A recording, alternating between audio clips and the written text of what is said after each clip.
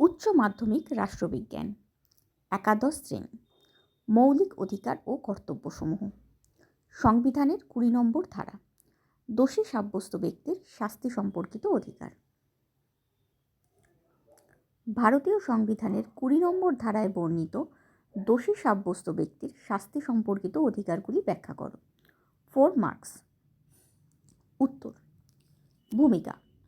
ভারতীয় সংবিধানের 20 নম্বর ধারায় নাগরিকদের স্বাধীনতার অধিকারকে যথার্থভাবে কার্যকর করার উদ্দেশ্যে নাগরিকদের নিজের কৃতকর্মের জন্য অতিরিক্ত শাস্তিভোগের হাত থেকে সুরক্ষা দেওয়ার জন্য কিছু প্রয়োজনীয় অধিকার সংরক্ষণের ব্যবস্থা অবলম্বন করা হয়েছে।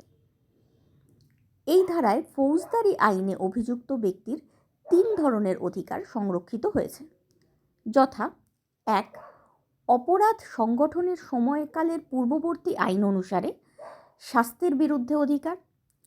2. দ্বৈত ঝুঁকির বিরুদ্ধে অধিকার। এবং 3. স্ববিরোধী সাক্ষ্য প্রদানের বিরুদ্ধে অধিকার। অর্থাৎ যে সমস্ত ব্যক্তি অলরেডি দোষী সাব্যস্ত হয়ে গেছে অথবা তার ট্রায়াল চলছে বা তাকে দোষী সাব্যস্ত করার প্রচেষ্টা চলছে, সেই ব্যক্তিদের কিছু অধিকার ভারতীয় সংবিধানের 20 নম্বর ধারায় সংরক্ষিত হয়েছে। এটাও ব্যক্তি স্বাধীনতার এই অধিকারগুলো ব্যক্তি স্বাধীনতার ক্ষেত্রে অপরিহার্য কিছু অধিকার। কোনো ব্যক্তি শুধুমাত্র কোনো অপরাধ করেছে বা অপরাধ করতে পারে এই আশঙ্কা করা হচ্ছে, তার জন্য তার ব্যক্তি স্বাধীনতা তার থেকে কেড়ে নেওয়া যায় না। তাই রাষ্ট্র কাউকে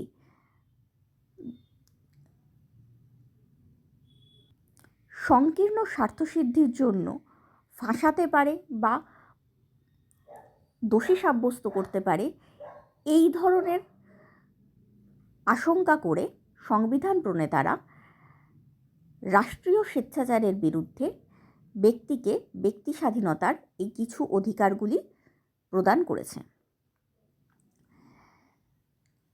এই ধরনের ব্যক্তি অর্থাৎ দোষী সাব্যস্ত হয়ে যাওয়া বা দোষী সাব্যস্ত হচ্ছে, ট্রায়াল চলছে বা তদন্ত চলছে, এরকম ব্যক্তির ক্ষেত্রে কিছু অধিকার সংবিধানে সংরক্ষণের মাধ্যমে সংবিধান প্রণেতারা একথা নিশ্চিত করেছে যে রাষ্ট্র বিনা কারণে বা প্রসিডিওরাল ডিফল্টের কারণে বা যাকে বলি আনুষ্ঠানিক বা পদ্ধতিগত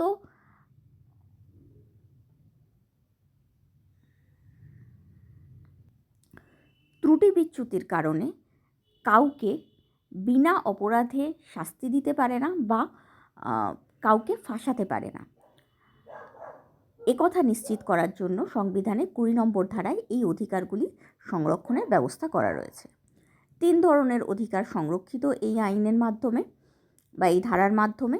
সেই 3 ধরনের অধিকার সম্পর্কে ডিটেলসে আলোচনা করছি। 1. সংবিধানের 20-র 1 নম্বর ধারা। সংবিধানের 20-র 1 নম্বর ধারায় অপরাধ সংগঠনের সময়কালের পূর্ববর্তী আইন অনুসারে শাস্তি আরোপ নিষিদ্ধ করা হয়েছে। মূল বক্তব্য।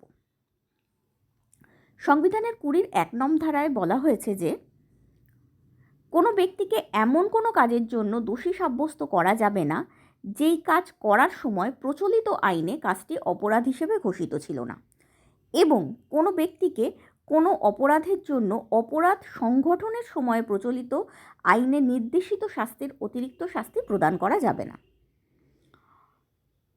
এই ধারাটি 2টি অংশে বিভক্ত। 1. যে কাজের জন্য কোনো ব্যক্তিকে অভিযুক্ত করা হয়েছে সেই কাজ যে সময় সংঘটিত হয়েছে সেই সময়কার প্রচলিত আইন অনুসারে যদি সেই কাজ অপরাধমূলক না হয়, তাহলে ওই ব্যক্তিকে ওই কাজের জন্য অপরাধী সাব্যস্ত করা যাবে না। অর্থাৎ প্রচলিত আইন ভঙ্গের অপরাধ ছাড়া কোনো ব্যক্তিকে শাস্তি দেওয়া যাবে না। এবং 2.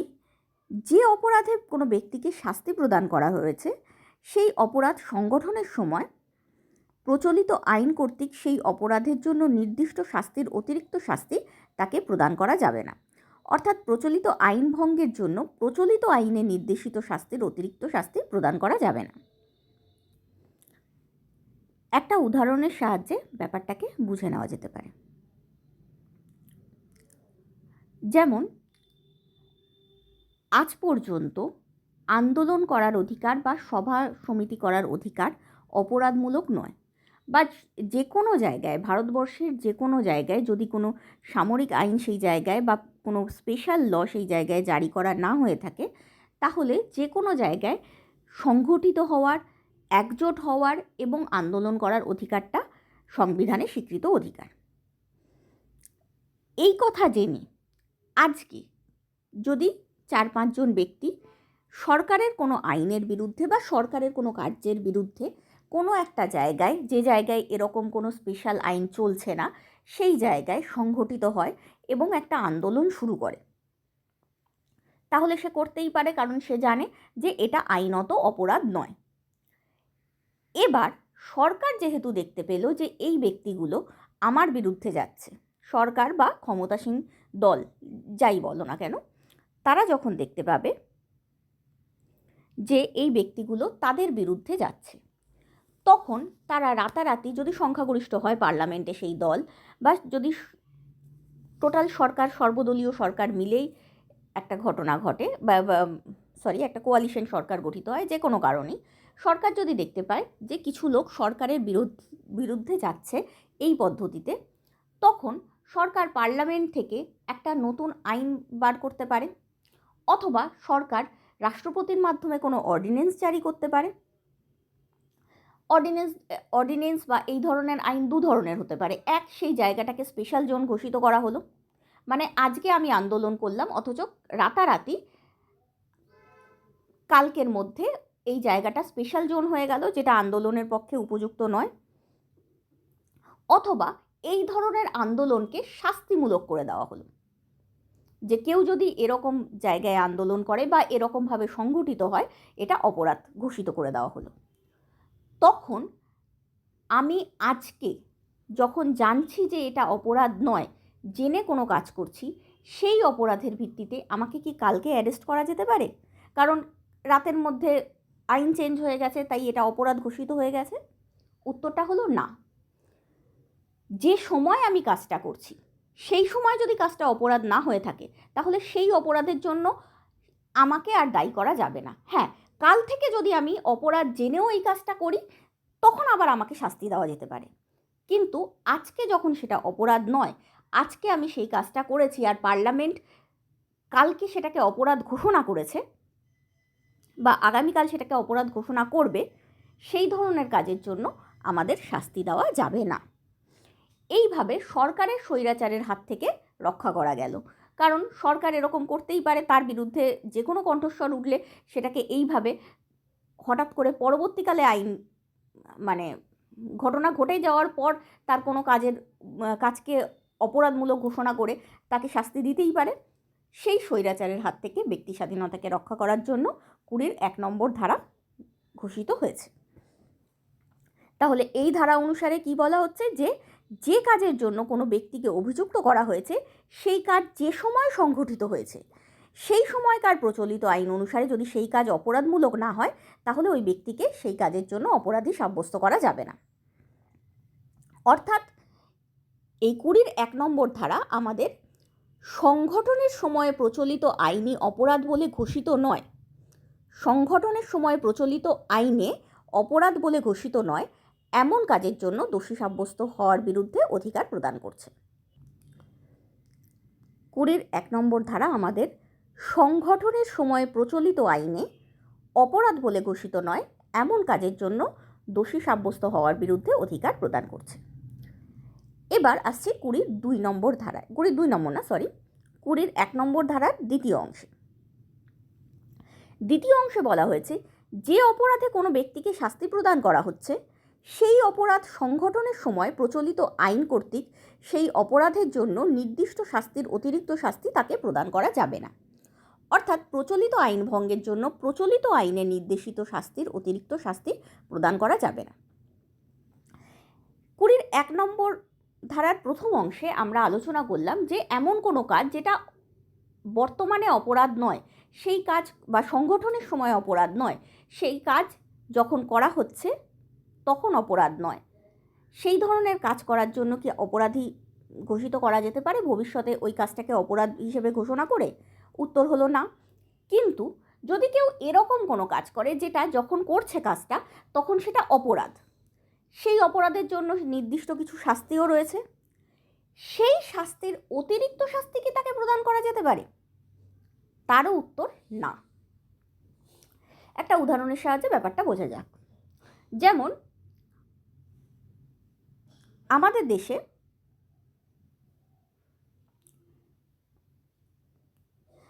ধরা যাক আমাদের দেশে প্রথমে আইপিসি চালু ছিল বা ইন্ডিয়ান পিনাল কোড চালু ছিল, কিন্তু বর্তমানে ভারতীয় দণ্ড সংহিতা চালু রয়েছে বা বিএনএস চালু রয়েছে।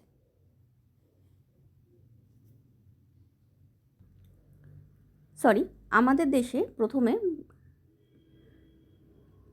ইন্ডিয়ান পিনাল কোড বা ভারতীয় দণ্ড সংহিতা চালু ছিল, বর্তমানে বিএনএস বা ভারতীয় ন্যায় সংহিতা চালু রয়েছে।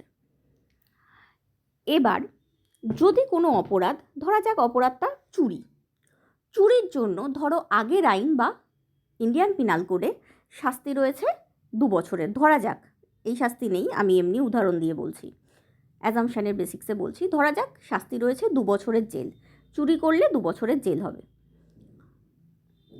বা ম্যাক্সিমাম 2 বছরের জেল হতে পারে। কিন্তু ভারতীয় ন্যায় সংহিতায় এই আইনটাকে পাল্টে ধরো করা হলো যে চুরি করলে মিনিমাম 5 বছরের বা ম্যাক্সিমাম 5 বছরের জেল হতে পারে। এবার কোনো ব্যক্তি যখন চুরিটা করেছিল তখন ইন্ডিয়ান পিনাল কোড চালু ছিল,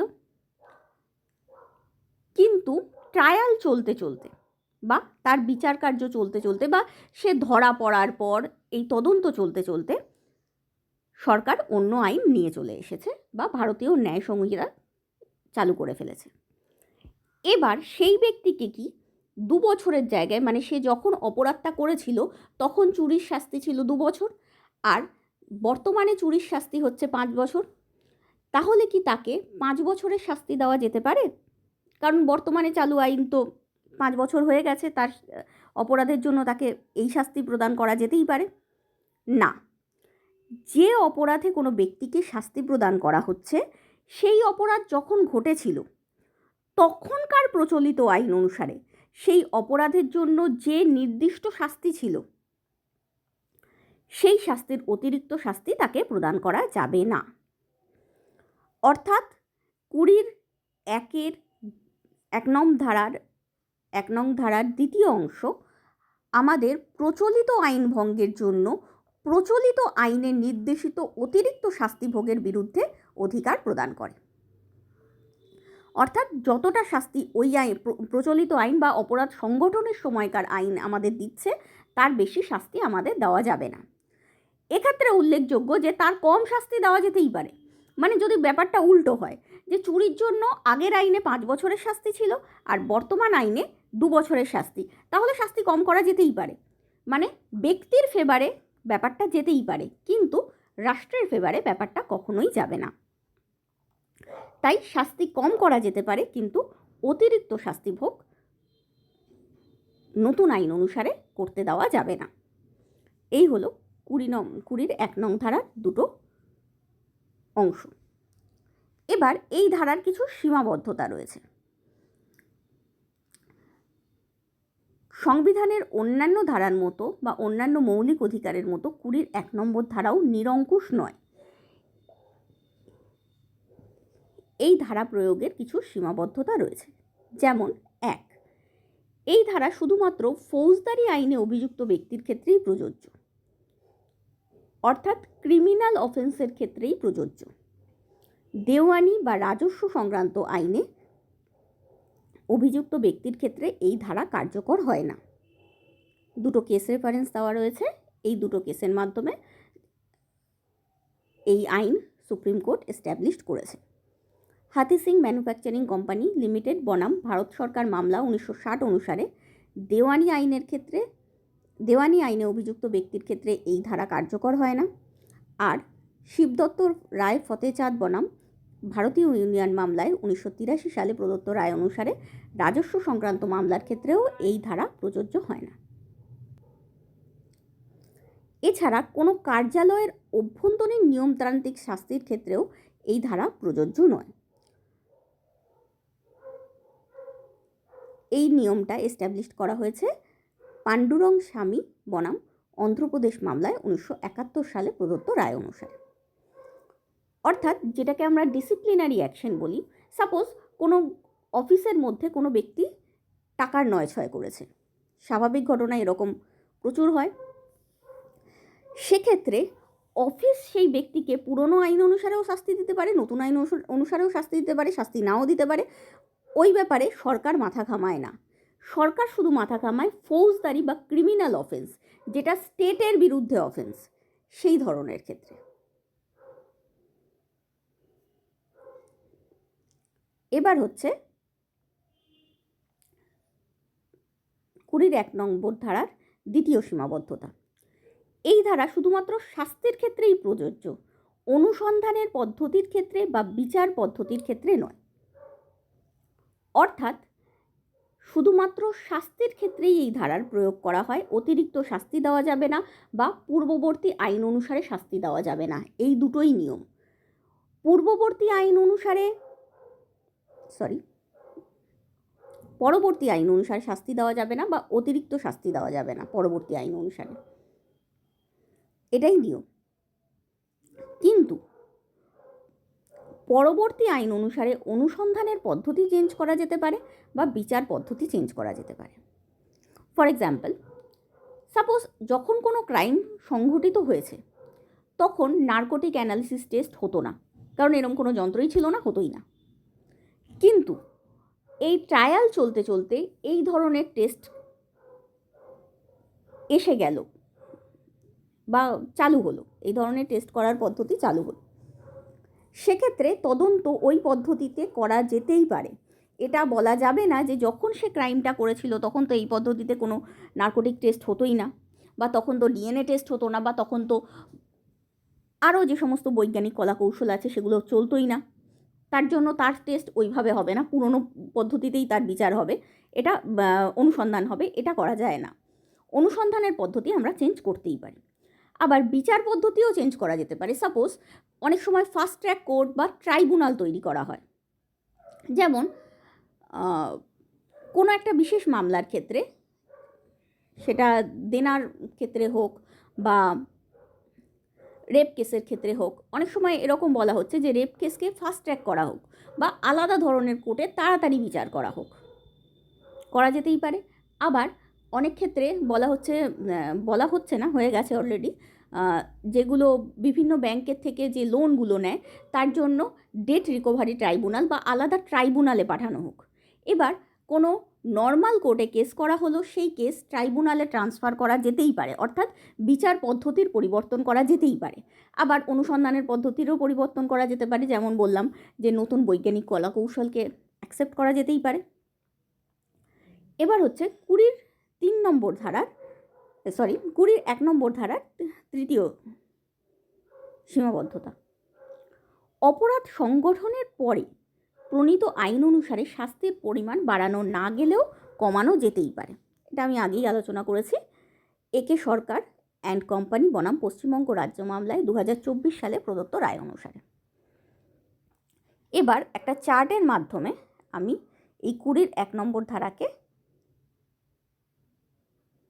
আরও ক্লিয়ারলি ব্যাখ্যা করে দিয়েছি।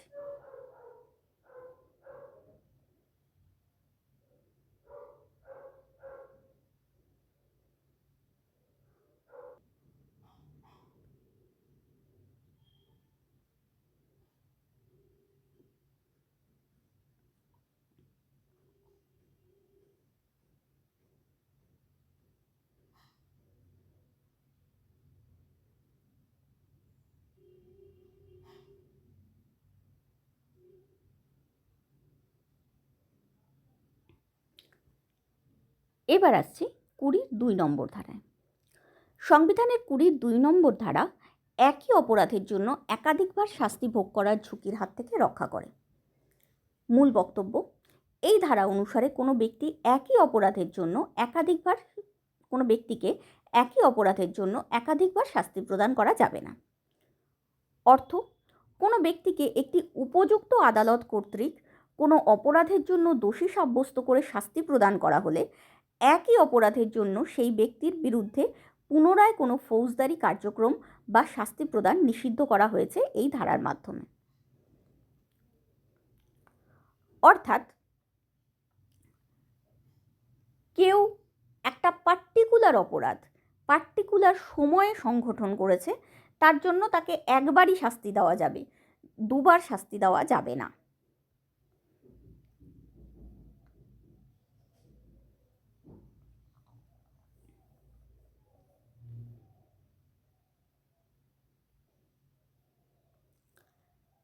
এই ধারার কিছু সীমাবদ্ধতাও রয়েছে। এক, এই ধারা শুধুমাত্র তখনই প্রযোজ্য হয় যখন অপরাধী সাব্যস্ত ব্যক্তিটি মুক্তি না পেয়ে শাস্তি পায়।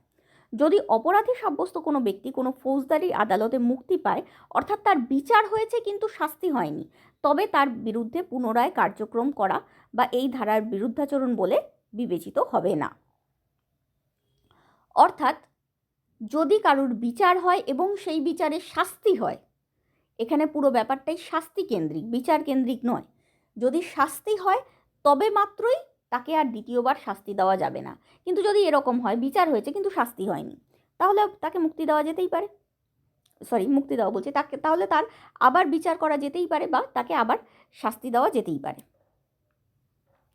তাই ব্যাপারটা শাস্তি কেন্দ্রিক, বিচার কেন্দ্রিক নয়। দ্বিতীয় পয়েন্ট, এখানে শাস্তি প্রদান বলতে আইন ভঙ্গের অপরাধে বিচার বিভাগ কর্তৃক শাস্তি প্রদানের কথা বলা হয়েছে। অর্থাৎ কেউ কোনো আইন ভঙ্গ করেছে, তার জন্য বিচার বিভাগ তাকে শাস্তি দিয়েছে, একেই বলা হয়েছে। কোনো আইন যদি একই অপরাধের জন্য একাধিকবার শাস্তির ব্যবস্থা করে, তাহলে সেই আইন সংবিধান বিরোধী বলে বাতিল হয়ে যাবে।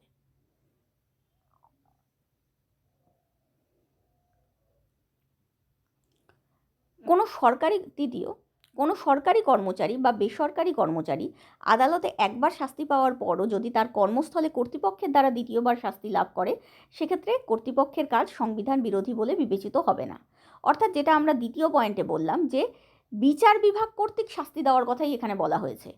অন্য কোনো বিভাগ বা তার কোনো অফিস বা তার সমাজ তাকে আলাদা করে শাস্তি দিলে সেটা এই শাস্তির মধ্যে গণ্য হবে না বা এই ধারার আন্ডারে অপরাধ বলে গণ্য হবে না। চতুর্থ পয়েন্ট, অর্থাৎ আমি যদি তৃতীয় পয়েন্টটাকে আরেকবার ব্যাখ্যা করি, কেউ নিজের অফিসে টাকার নয়ছয় করলো, এর জন্য তার বিরুদ্ধে ক্রিমিনাল কেস হলো এবং কোর্ট তাকে কিছু টাকা জরিমানার শাস্তি দিল। সে জরিমানা দিয়ে পরের দিন অফিসে এলো, অফিস তাকে আবার 1 মাসের জন্য সাসপেন্ড করলো। এটা কোনোভাবে অপরাধ নয়, করতেই পারে অফিস সে কাজ। 4 নম্বর পয়েন্ট, যদি একই তথ্যের ভিত্তিতে দুটি ভিন্ন আইনে দুটি ভিন্ন অপরাধ সংঘটিত হয়, তবে দ্বৈত শাস্তি প্রদান নিষিদ্ধ নয়। অর্থাৎ একটা ব্যক্তি কোনো এক বাড়িতে গেছে, গিয়ে বা কোনো একটা ফ্ল্যাটে গেছে, গিয়ে একটা ফ্ল্যাট থেকে কিছু টাকা চুরি করেছে এবং অপর ফ্ল্যাট থেকে কিছু সোনা গয়না চুরি করেছে। ফলে দুটো আলাদা অপরাধ, বা কিছু সোনা গয়না চুরি করেছে বা অপর ফ্ল্যাটে গিয়ে কারুর খুন করেছে, দুটো আলাদা অপরাধ। কিন্তু যখন আমি প্রমাণগুলো দেখব, সিসিটিভির প্রমাণ একই, যে সিঁড়ি দিয়ে উঠছে বা যেভাবে যাচ্ছে, পুরো প্রমাণগুলো একই, সবকটা প্রমাণ সবকটা উপাদান মিললেও দুটো আলাদা অপরাধ এবং দুটো ভিন্ন আইনের তৈরি ভিন্ন অপরাধ। তাই এখানে ভিন্ন আইন যদিও নয়, তবুও দুটো আলাদা ধরনের অপরাধ। এই ধরনের দুটো আলাদা অপরাধের জন্য তাকে শাস্তি দেওয়া যেতেই পারে, যদিও প্রমাণ একই হয়, একই তথ্য হয়, কিন্তু বিষয়টা আলাদা বা অপরাধটা আলাদা। এছাড়া 5 নম্বর পয়েন্ট, ক্রমাগত অপরাধের ক্ষেত্রে বা একই ধরনের অপরাধ ভিন্ন সময় ভিন্ন স্থানে করার ক্ষেত্রে এই ধারা প্রযোজ্য হবে না। মানে কেউ প্রত্যেক দিন চুরি করে,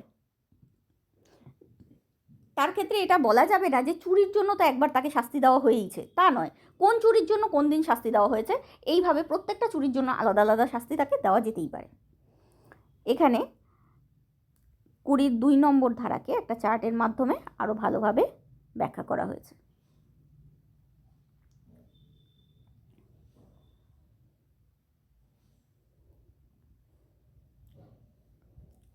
এবার আসছে 20 3 নম্বর ধারায়। সংবিধানের 20 3 নম্বর ধারা নিজের বিরুদ্ধে সাক্ষ্য প্রদানের কুফল থেকে রক্ষা করে।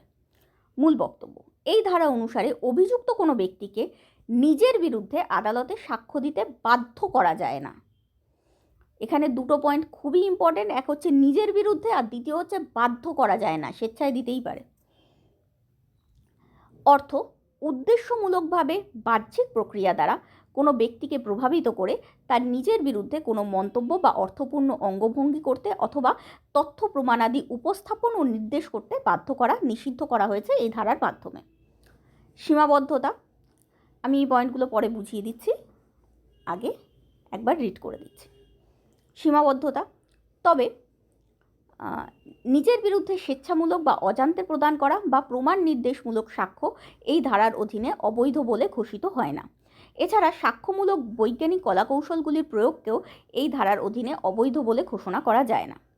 বোম্বে রাজ্য বনাম কাঠিকালু ওখাদ মামলা এই ধারার অধীনে একটি উল্লেখযোগ্য মামলা। এবার ব্যাখ্যা করছি।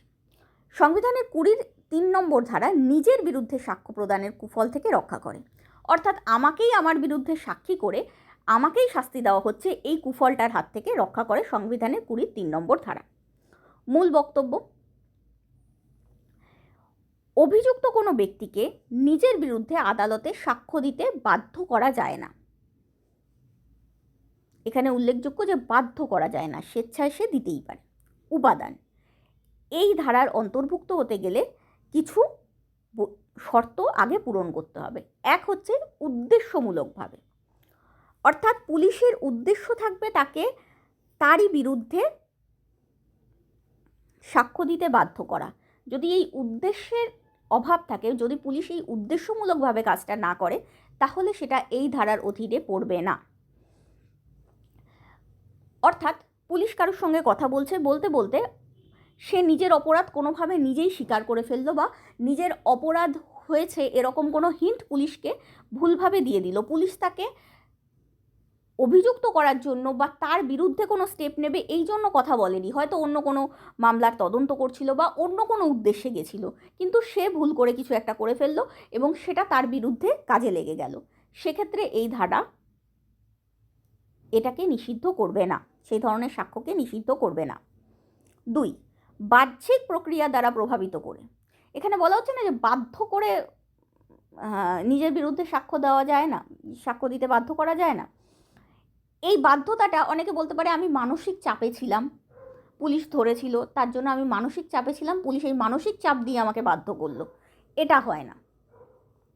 বাহ্যিক প্রক্রিয়া দ্বারা প্রভাবিত করতে হবে। মানসিক চাপটাও হয়তো তার কোনো বউকে খুন করে দেওয়া হবে বা তার কোনো বড় ক্ষতি করা হবে, এই ধরনের ব্ল্যাকমেলিংয়ের চাপ হতে হবে। তুমি শুধুমাত্র টেন্স ছিলে, এটা কোনো যৌক্তিকতা হিসেবে ধরা হবে না। অর্থাৎ বাহ্যিক প্রক্রিয়া দ্বারা, যেমন পুলিশ 3rd ডিগ্রি বা মারামারির পদ্ধতি ইউজ করে সেরকম কিছু, বা কোনোভাবে ব্ল্যাকমেলিং করে সেগুলো কিছু, এই ধরনের বাহ্যিক প্রক্রিয়া দ্বারা প্রভাবিত করে নিজের বিরুদ্ধে সাক্ষ্য প্রদানে বাধ্য করা যাবে না।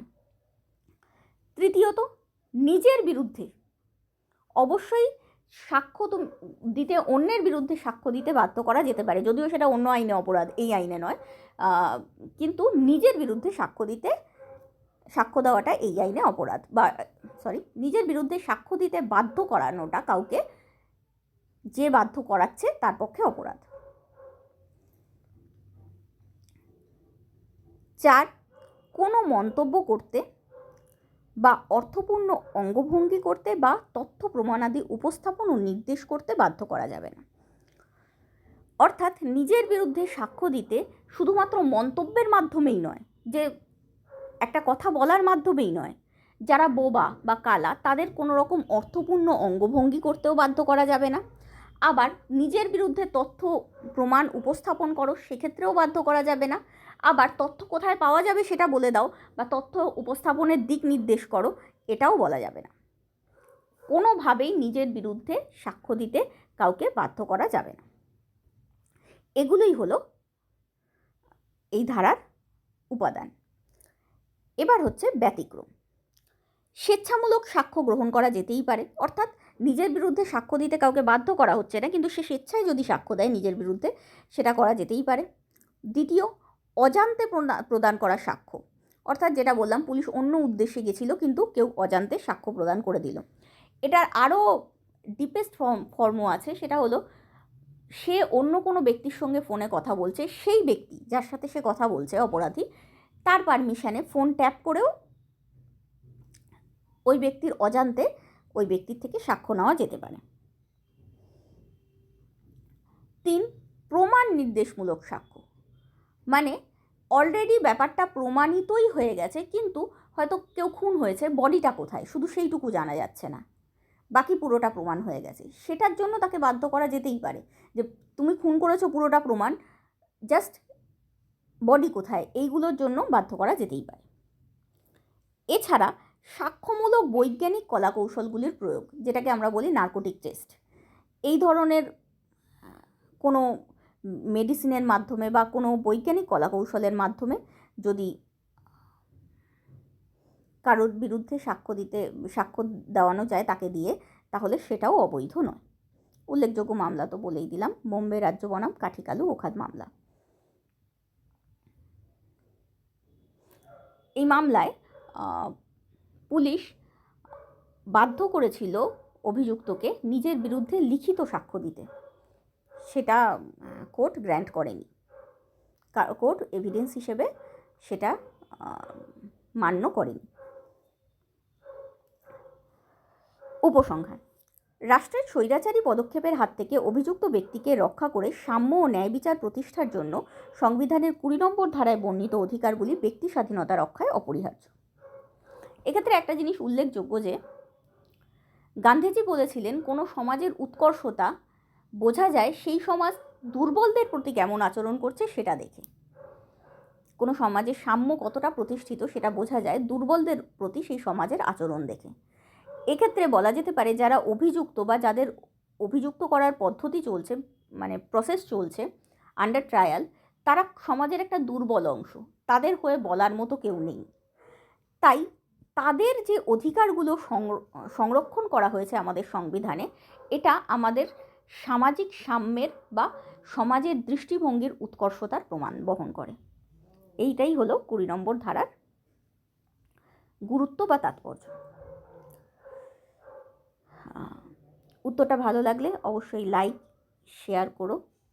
এরকম কোনো উত্তর জানতে ইচ্ছে হলে কমেন্টের মাধ্যমে জানিও, আর প্লিজ আমার চ্যানেলটাকে সাবস্ক্রাইব করো। Thank you.